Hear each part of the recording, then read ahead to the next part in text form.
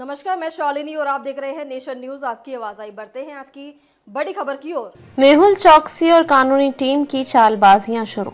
भारतीय जेलों के हालात पर सवाल उठाने की तैयारी। मेहुल चौकसी की धोखाधड़ी के शिकार पीड़ितों को उम्मीद जगी है कि उसकी गिरफ्तारी से उन्हें न्याय मिलेगा और उनकी फंसी रकम वापस मिल सकेगी। गुजरात के भावनगर में दिव्य निर्माण ज्वेलर्स के मालिक दिग्विजय सिंह जडेजा ने दावा किया है कि वह मेहुल की कंपनी में फाइनेंसर थे। उन्होंने उसकी कंपनी में 106 किलो सोने की छड़ें निवेश की थी। उन्होंने भावनगर, अहमदाबाद, जामनगर, भूत, सूरत, मुंबई और वडोदरा में चौकसी के सभी स्टोर विकसित किए। चौकसी के पास उनके 106 किलो सोने की छड़ें और 30 करोड़ रुपए हैं, जिनकी आज कीमत 128 करोड़ रुपए है। जडेजा ने कहा कि उन्होंने 2014 में गुजरात राज्य सीआईडी अपराध, अर्थव्यवस्था और अपना अपराध शाखा में एफआईआर दर्ज कराई थी। गुजरात पुलिस को उसके खिलाफ सबूत मिले थे। सीआरपीसी 164 के बयान दर्ज होने के बाद भी उसे गिरफ्तार नहीं किया गया। उसे गिरफ्तार करने के लिए डीजीपी स्तर के एक व्यक्ति ने 70 लाख रुपए की रिश्वत मांगी थी। उन्होंने कहा कि वह पीड़ित थे, फिर भी उनसे रिश्वत मांगी, उन्हें न्याय नहीं मिला। 2016 में उन्हें गुजरात हाईकोर्ट में हलफनामा दिया था कि मेहुल पर 9,000 करोड़ रुपए से ज्यादा का कर्ज है और उसने देश का पैसा विदेश में जमा कर दिया है। उसे जल्द गिरफ्तार किया जाए, वह भागने वाला है, लेकिन किसी ने नहीं सुनी।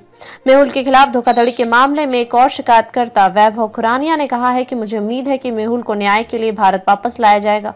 मैं बस उम्मीद करता हूं कि मुझे नहीं लगता कि यह काम इतना आसान होगा।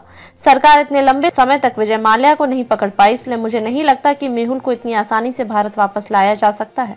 इसमें बहुत सारी कानूनी जटिलताएं हैं। इस बीच मेहुल चौकसी की गिरफ्तारी के साथ ही उनकी कानूनी टीम की चालबाजियां भी शुरू हो गई हैं। उसके भारत प्रत्यर्पण को चुनौती देते हुए जुट गई है। भगोड़े कारोबारी के वकील विजय अग्रवाल ने कहा कि चौकसी के प्रत्यर्पण के 2 मुख्य आधारों पर चुनौती दी जाएगी।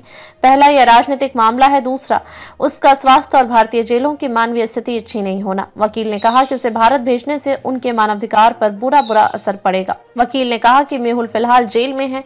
बेल्जियम में प्रक्रिया जमानत के लिए आवेदन करने की नहीं, बल्कि अपील दायर करने की है।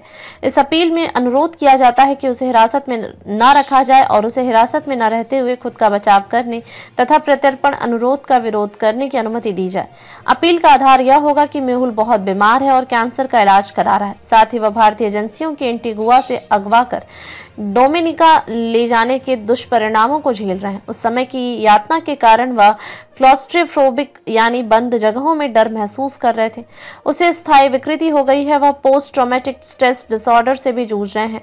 वकील ने दावा किया कि भारतीय कानून के तहत मेहुल को कभी भगोड़ा घोषित नहीं किया गया, क्योंकि वह भारतीय जांच एजेंसियों के साथ सहयोग करता रहा। यह भारतीय एजेंसियों के प्रत्यर्पण आग्रह को कमजोर कर सकता है।